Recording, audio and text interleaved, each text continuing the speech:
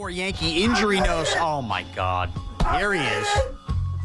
I'm here! I'm a loser. Yes! Well, Excuse me, sir. Can you get out of the seat? oh, I'm Wally pipped again. Evan's back from bowling. Very Wally See you later, Sean. folks. No, you did a great job. Let's hear it for Sean Morath, ladies Nice. and gentlemen. Better give that Yankee injury news because there's big ones. There's big Yankee injury news? We got an MRI for Jason Dominguez. Oh, my goodness. How you doing, Tiki? Good. Welcome. I'm a little tired. Did you run here? But you're damn right I ran here because when that judge, and I got a few things to say about that judge. All right, I'm going to talk about that guy. When that judge dismissed us, you know what I did? You ran here. I said to my fellow jurors, I said, I am running to New York City. And they said, why? And I said, so I can hang out with Tiki Barber, Sean Morath, and Tommy Lugauer. Nice. And you know what one of the women said? What'd she say? Oh, that Tommy Lugauer. I remember him from the dating scene. I said, really? That's not true. No, that part's made up. That would be epic if it was actually true. I will tell you. You're welcome, Evan. Thank you. I got dismissed for the day. And let me address this judge, because the judge wanted to address me during session today. And since I'm a juror and I can't respond, I get to use the microphone to respond. The most powerful thing on the planet. Now, first of all, Mr. Judge, I appreciate you being okay with the fact that we did talk about you and jury duty on the radio. I never brought up the trial that I'm a part of. All right. I will continue to not bring up the trial I'm a part of because I love our justice system. Right. And it is not a criminal trial, so even if you did talk about it, it wouldn't be that bad, even though there would still be jury misconduct. First of all, no comment on what kind of trial I'm involved in. Nerd alert! But this judge decided as Oh, if soon it's a as... criminal trial, you'd be sequestered somewhere. Oh, is that true? Yes. Oh, forget it then. All You right. wouldn't be out. I didn't say anything. But as soon as I sit down, this judge says, well, we have a juror who likes to talk on the radio.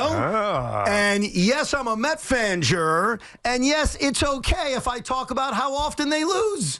And I'm like, listen. Well, I didn't say anything because I couldn't respond. In your mind, you were saying. In my mind, I'm like, listen, Mr. Judge, you made a comment yesterday about how the Mets always lose. I wanted to respond that happened in a pre-Grimace world. Oh, stop. But in a post-Grimace world, we don't lose. And I actually like the judge. I think he's a great guy. So he allowed you to talk. He allowed you to say that. No, I never. I'm responding now. He made some comments about me, about juror number 6 or juror number 7 or what number I happen to be, but I couldn't respond. So I'm responding now. I like you, Mr. Judge. I don't understand how you're a freaking Dallas Cowboy fan. Tiki Barber says you're dead to him. But I just didn't like the judge or anybody else making some disparaging comments about the New York Mets. Especially on a 5-game winning streak. Well, that's at the time, now 6. right. They're red hot. Like, things are good. It's okay as a Met fan to be happy. Like, that's allowed. That doesn't mean I think they're going to win the World Series or he should think they're going to win the World Series. But when you make those LOL jokes about the Mets, maybe you take a break when the team is kicking that ass. And last night in Arlington, Texas, what'd they do, Teak? They kicked ass. They kicked the as ass. Evan said, there is a team that ends with ETS that can score 2 touchdowns. Who said that? Sean said that. So I thought that was epic. So you took the Met recent success to take a shot at the Jets? Well, look, Zach Wilson couldn't do it. So. Listen, that is totally fine. Maybe if J.D. Martinez was under center, you'd be a little bit better. That's a fair point. Now, one last thing about my jury trial, okay? Because I'm not talking about the trial. I'm not allowed to. I can confirm I am an alternate. And I can confirm that bothers me, that I take that personal. And I find it very frustrating that I am not allowed in that room to help deliberate. Deliberate? Is that the right Yes. word? Are they there yet? Excuse me? Are they there yet? I can't comment on that. Stop trying to get information out of me, T. I mean, you had this conversation with Pete Alonso in the preseason or in spring training, and we kind of snuck some information out of you. That was far, that was far. Listen, that was far different. Here's what I know, in all seriousness. And I know that many have said, Sean has said, I've heard callers to this radio station say, Oh, get out of jury duty. Make something up. Don't respond to the letter. Say something you don't believe so that you're not selected. And I mean this with all truth, and I mean this about this judge, and I hope it gets back to him. I have found this experience incredibly educational. I'm a loser. I have found it to be incredibly important. I'm a loser. And it actually gives me faith in our legal system. I'm a loser. Our legal system is not perfect. I'm not going to sit here and tell you it is.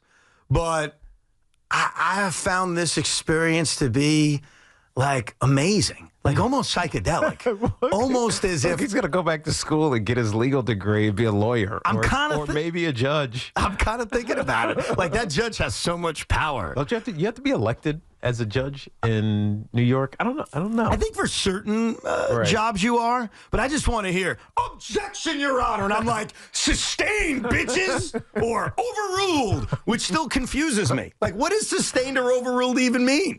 But the judge has done a great job of explaining that, and I truthfully mean this.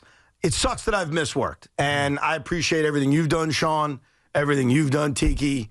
Apparently, BT and Sal did an extra hour today. I'm not sure why, but I appreciate them. We'll explain it. But I had to give roses to somebody affiliated with this station. Okay, I'll give roses to everybody. Everybody's doing a great job. But I have no regrets because this is America, baby. This is what we do. And if you're ever on trial, you're going to want your jurors to give a damn. And you're going to want your jurors to pay attention. This fact. And you're going to want your jurors to not say, oh, no, I've got to go to work, whatever that job is, whether you're a waiter, a waitress, a fireman, a talk show host, a teacher. It doesn't matter because your responsibility as an American is to be a fair, impartial juror. And I'm damn proud of it, and I have no regrets. Thank you. You just don't want your alternate juror to be a talk radio host. Right. Are you done taking bows, Captain America? I know, right? I'm not taking bows. I'm just saying I have no regrets, and I have found the experience to be rewarding. Yes. Good news. Tomorrow is a holiday. It's Juneteenth, and there's no court day. So I'll be here tomorrow for a full day. There you go. Can we break the glass now, please? You ready for the Yankee news? Blake, break the glass. Wait, there's Yankee news? All right. We gave the injury report. Evan, did you hear it listening? Well, I am aware that Ian Hamilton will not throw for a couple of weeks, and he's going on the injured list. I am aware that you guys signed that crappy former Mariner lefty, Andrew Mashevitz, I think is his name. Okay. Mashevitz. Who was on my fantasy team 17 times as well as Loogie's. I'm aware of that piece of Yankee news. All right, so Ian Hamilton going on the 15-day, he's not even going to throw for 3 to 4 weeks. Yes. So that's a problem. That came out. Petite, no throw for 1 to 2 weeks. But we still don't know what the injury is. Chris Kirshner has it. Jason Dominguez is awaiting MRI results.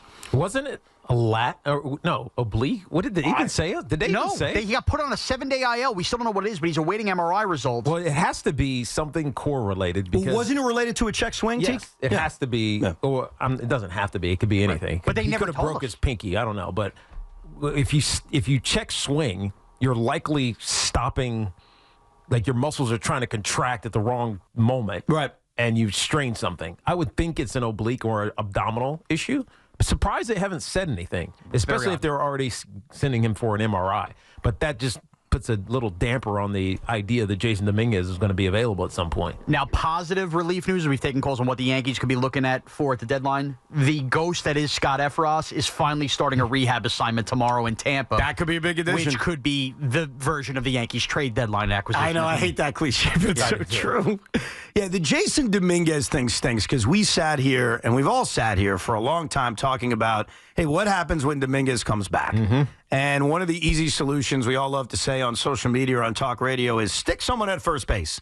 And that's not realistic. Like, you're not going to stick Aaron Judge at first base in the middle of a pennant race. It's just not going to happen. And they brought up Ben Rice to do that now. Right, who they've also stuck at first base, but at least he's learned at the minor league system he's a converted catcher. For a little bit. But I think we all assume this would take care of itself because of injuries. And the assumption would be Giancarlo Stanton. And to the credit of Giancarlo Stanton, he has not gotten hurt, knock on wood. It's just kind of shocking and unfortunate that the way it takes care of itself is Jason Dominguez, especially because he's come back from Tommy John surgery. He was tearing it up in the minor leagues. He was ready to come up and help this team if they had a spot available for him. And if it is an oblique, that's a long kind of process. Yeah, I mean, this is kind of what Aaron Judge had at the beginning of the season, right? that he missed a little bit of spring training. Not really, a little bit. He missed basically all of spring training with an oblique injury because what did he say? Swung too much? Swung too much in the offseason? But before you got here, Evan, Sean and I were talking about why this farm system, especially the way it's constructed with these kids that feel like they're ready right now, is so important. We've already heard Hal say he's not spending the money.